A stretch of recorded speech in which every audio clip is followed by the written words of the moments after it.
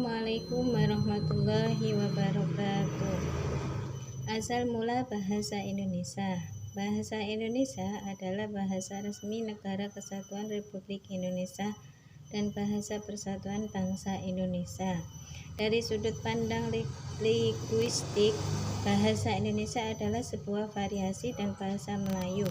Dalam hal ini, dasar yang dipakai adalah bahasa Melayu Riau, tetapi terlahir mengalami perkembangan akibat penggunaan sebagai bahasa kerja dan proses pembakuan pada awal abad ke-20. Sampai saat ini, bahasa Indonesia merupakan bahasa yang hidup dan terus berkembang dengan penggayaan kosakata baru, baik melalui penciptaan maupun melalui penyerapan dari bahasa daerah dan bahasa asing. Pada zaman Kerajaan Sriwijaya abad ke-7 Masehi, bahasa Melayu atau bahasa Melayu kuno dipakai sebagai bahasa kenegaraan. Hal itu dapat diketahui dari 4 prasasti berusia berdekatan dengan yang ditemukan di Sumatera bagian selatan. Peninggalan kerajaan tersebut, prasasti tersebut diantaranya adalah Palembang, Talang Tua Berangka tahun 688 Masehi, Palembang, Kota Kapur Barangka tahun 686 Masehi atau Bangka Barat, dan Karang Brahi Berangka tahun 688 Masehi, Jambi. Prasasti itu bertuliskan huruf Pranagari berbahasa Melayu kuno pada saat itu. Bahasa Melayu yang digunakan bercampur kata-kata bahasa Sanskerta sebagai penguasa perdagangan di Kepulauan Nusantara. Para pedagangnya membuat orang-orang yang berniaga terpaksa menggunakan bahasa Melayu walaupun dengan cara kurang sempurna. Hal itu melahirkan berbagai variasi lokal dan temporal pada bahasa Melayu yang secara umum dinamakan bahasa Melayu pasar oleh para peneliti. Penemuan prasasti berbahasa Melayu kuno di Jawa Tengah berangkat tahun abad ke-9 dan prasasti di dekat Bogor atau prasasti Bogor dari abad ke-10 menunjukkan penyebaran penggunaan bahasa itu di Pulau Jawa. Penemuan keping tembaga Laguna di dekat Manila, Pulau Luzon berangkat tahun 900 Masehi juga menunjukkan keterkaitan wilayah tersebut dengan Sriwijaya. Pada abad ke-15 berkembang bentuk yang dianggap sebagai bentuk resmi bahasa Melayu karena dipakai oleh Kesultanan Malaka yang kelak disebut sebagai bahasa Melayu tinggi. Penggunaan terbatas di kalangan keluarga kerajaan di sekitar Sumatera, Jawa, dan Semenanjung Malaya. Kemudian Malaka merupakan tempat bertemunya para nelayan dan berbagai negara dan mereka membuat sebuah kota serta mengembangkan bahasa mereka sendiri dengan mengambil kata-kata yang terbaik dari bahasa di sekitar daerah tersebut. Kota Malaka yang posisinya sangat menguntungkan atau strategis menjadi bandar utama di kawasan Asia Tenggara. Bahasa Melayu menjadi bahasa yang paling sopan dan paling tepat di kawasan Timur Jauh. Ejaan resmi bahasa Melayu pertama kali disusun oleh C.H. A. van Ophuijsen yang dibantu oleh Muhammad Thaib, Sultan Ibrahim, dan Nawawi Sultan Makmur yang dimuat oleh Kitab Logan Melayu pada tahun 1801.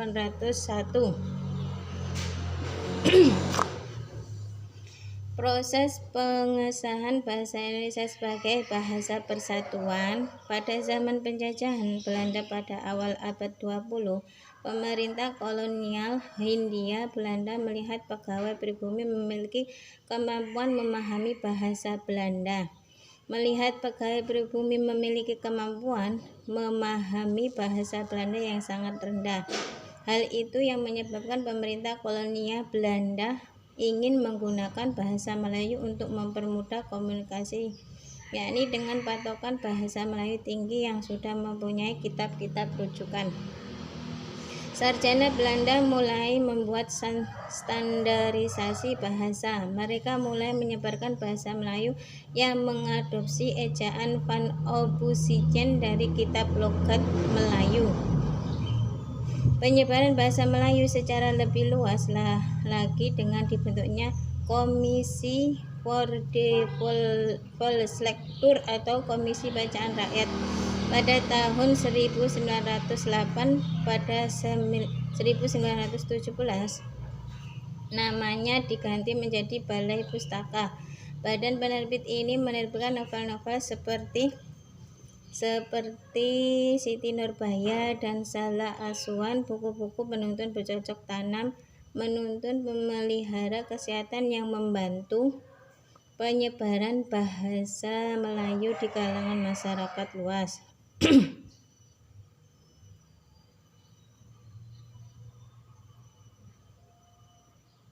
Muhammad Yamin berkata, jika mengacu pada masa depan bahasa yang ada di Indonesia dan kesastraan, hanya ada dua bahasa bisa diharapkan menjadi bahasa persatuan, yaitu bahasa Jawa dan Melayu. Namun dari dua bahasa itu, bahasa Melayu yang lambat laun menjadikan bahasa pergaulan dan atau bahasa persatuan. Pada 18 Agustus 1945, sehari-hari kemerdekaan, didatangilah Undang-Undang Dasar 1945 pada bab 17 pasal 36 ditetapkan secara sah bahwa bangsa Indonesia adalah bangsa negara. 3. Perkembangan ejaan bahasa Indonesia sampai saat ini. Ejaan merupakan keseluruhan aturan atau tata cara untuk menulis suatu bahasa, baik yang menyangkut lambang bunyi, penulisan kata, penulisan kalimat, maupun penggunaan tanda baca.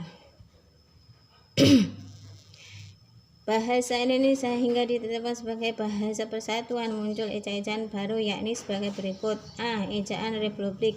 Ejaan Republik merupakan hasil penyederhanaan ejaan Van Ophuijsen.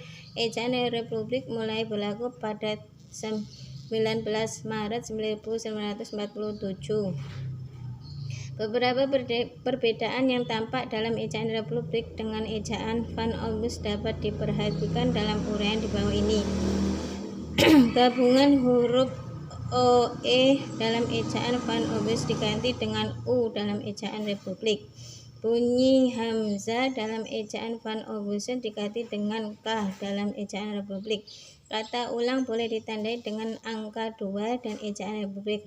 Huruf E taling dan E pepet dalam ejaan Republik tidak dibedakan. Tanda terima dalam ejaan Van Ophuijsen dihilangkan dalam ejaan Republik. B. Ejaan pembaharuan. Ejaan pembaharuan merupakan satu ejaan yang direncanakan untuk memperbarui ejaan Republik. Penyusunan ejaan ini dilakukan oleh Panitia Pembaharuan Ejaan Bahasa Indonesia. Konsep ejaan pembaharuan yang telah berhasil disusun itu dikenal dengan sebuah nama yang diambil dari dua nama tokoh yang pernah mengetahui panitia ejaan itu, dalam hal ini Profesor Prijono dan E. Patopo. Salah satu hal yang menarik dari konsep ejaan pembaharuan ialah disederhanakan huruf-huruf berupa gabungan konsonan dengan huruf tunggal. Hal itu antara lain tampak dalam contoh di bawah ini. A. Gabungan konsonan DC diubah menjadi H. B. Gabungan konsonan TJ diubah menjadi T. C. Gabungan konsonan NG diubah menjadi N. D. Gabungan konsonan NC diubah menjadi N. E. Gabungan konsonan SC diubah menjadi S. F. Kecuali itu gabungan vokal A, I, AU, dan OI atau yang lazim disebut diftong ditulis berdasarkan pelafalannya, yaitu menjadi ai, au, dan oi. C. Ejaan Melindo. Ejaan Melindo atau Melayu Indonesia merupakan hasil perumusan ejaan Melayu dan Indonesia pada tahun 1959. Perumusan ejaan Melindo ini diawali dengan diselenggarakan Kongres Bahasa Indonesia yang kedua pada tahun 1945 di Medan, Sumatera Utara. Bentuk rumusan ejaan Melindo merupakan bentuk penyempurnaan dari ejaan sebelumnya. Namun ejaan Melindo ini belum sempat dipergunakan karena pada masa-masa itu terjadi konfrontasi antara negara Republik Indonesia. Hal yang berbeda adalah bahwa di dalam ejaan Melindo gabungan konsonan TJ seperti pada kata tinta diganti dengan C menjadi cinta. Juga gabungan konsonan NJ menjadi nyonya diganti dengan huruf NC yang sama sekali masih baru dalam ejaan pembaruan kedua. Gabungan konsonan itu diganti dengan TS dan N. D. Ejaan baru atau ejaan LPK. Ejaan baru pada dasarnya merupakan lanjutan dari usaha yang telah dirintis oleh Panitia Ejaan Melindo. Para pelaksananya pun di samping terdiri dari Panitia Ejaan LPK dan juga Panitia Ejaan dari Malaysia. Panitia itu berhasil merumuskan suatu konsep ejaan yang kemudian diberi nama ejaan baru. Panitia itu bekerja atas dasar surat keputusan Menteri Pendidikan dan Kebudayaan. Ejaan yang disempurnakan. Pada waktu pidato kenegaraan untuk memperingati hari ulang tahun kemerdekaan Republik Indonesia 17 Agustus 1972 diresmikanlah pemakaiannya ejaan baru untuk bahasa Indonesia oleh Presiden Republik Indonesia dengan keputusan Presiden nomor 57 tahun 1972. Ejaan tersebut dikenal dengan nama ejaan bahasa Indonesia yang disempurnakan atau EYD. Ejaan itu merupakan hasil yang dicapai oleh kerja Panitia Ejaan Bahasa Indonesia yang telah dibentuk pada tahun 1966. Ejaan Bahasa Indonesia yang disempurnakan ini merupakan penyederhanaan serta penyempurnaan ejaan Suwandi atau ejaan Republik yang dipakai sejak Maret 1947.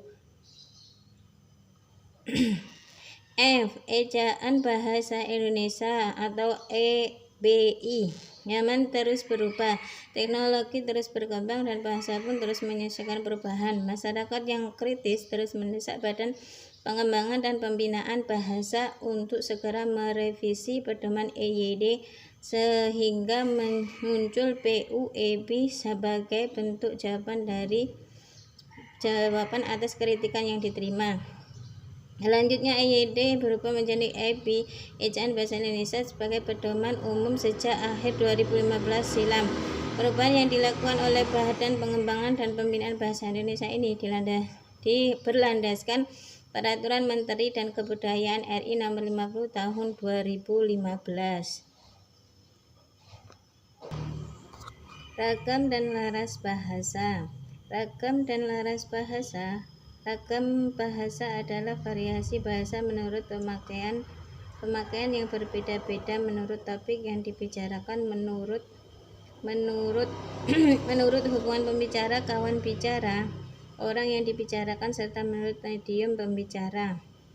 Ragam bahasa yang oleh penuturnya dianggap sebagai ragam yang baik mempunyai prestis tinggi yang biasa digunakan di kalangan terdidik di dalam karya ilmiah atau karangan teknis perundang-undangan, di dalam suatu resmi atau di dalam suatu menyurat resmi, atau seperti surat dinas disebut ragam bahasa baku atau ragam bahasa resmi. Menurut Dendi Sugono 1999 bahwa sehubungan dengan pemakaian bahasa Indonesia timbul dua masalah pokok, yaitu masalah penggunaan bahasa baku dan tak baku dalam situasi resmi seperti di sekolah, di kantor, atau di dalam pertemuan resmi digunakan bahasa baku. Sebaliknya dalam situasi tak resmi seperti di rumah, di taman, di pasar, kita tidak dituntut menggunakan bahan baku. Ragam bahasa. Di dalam bahasa Indonesia, di samping dikenal kosakata baku, di Indonesia dikenal pula kosakata bahasa Indonesia ragam baku yang ahli-ahli disebut sebagai kosakata baku bahasa Indonesia baku. Kosakata bahasa Indonesia ragam baku. Kosakata bahasa Indonesia baku adalah kosakata baku bahasa Indonesia yang memiliki ciri kaidah bahasa Indonesia ragam baku yang dijadikan tolak ukur yang ditetapkan berdasarkan kesepakatan penutur bahasa Indonesia, bukan otoritas, lembaga atau instansi di dalam penggunaan bahasa Indonesia. Suatu ragam bahasa, terutama ragam bahasa jurnalistik dan hukum, tidak tertutup kemungkinan untuk menggunakan bentuk kosakata ragam bahasa baku agar dapat menjadi anutan bagi masyarakat pengguna bahasa Indonesia. Pada itu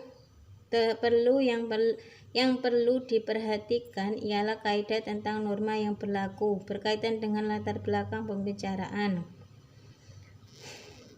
media pengantarnya atau sarananya yang terdiri atas A. Ragam lisan, B. Ragam tulis.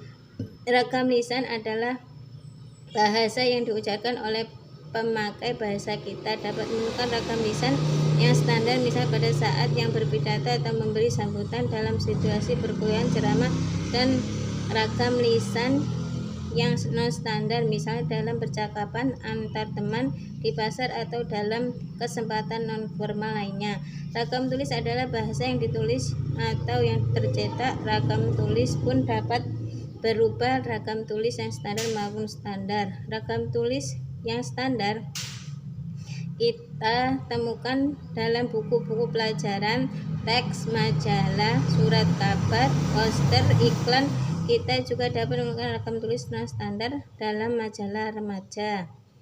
2. Berdasarkan situasi dan pemakaian. Ragam bahasa baku dapat berubah. 1. Ragam bahasa baku tulis. 2. Ragam bahasa baku lisan. Dan penggunaan ragam bahasa baku tulis, makna kalimat yang diungkapkannya tidak ditunjang oleh situasi pemakaian. Sedangkan bahasa baku lisan, makna kalimatnya diungkapkan ditunjang oleh pemakaian, sehingga kemungkinan besar menjadi pelesapan unsur kalimat. Ragam bahasa baku lisan didukung oleh situasi, sehingga kemudian besar terjadi pelepasan kalimat.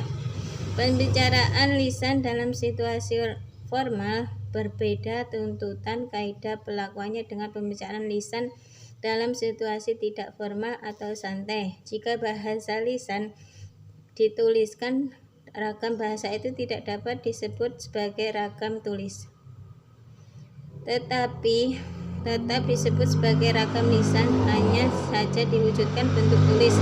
Oleh karena itu, bahasa yang dilihat ciri-cirinya tidak menunjukkan ciri-ciri ragam tulis, walaupun direalisasikan dalam bentuk tulis. Ragam bahasa itu tidak dapat dikatakan sebagai ragam tulis. Keduanya ragam itu masing-masing ragam tulis dan ragam lisan memiliki ciri kebakuan yang berbeda. Demikian pemaparan tentang perkembangan bahasa Indonesia. Cukup sekian. Wassalamualaikum warahmatullahi wabarakatuh. Yang bertugas di sini saya adalah Lailatul Soimah, Wiaud semester 1. Terima kasih.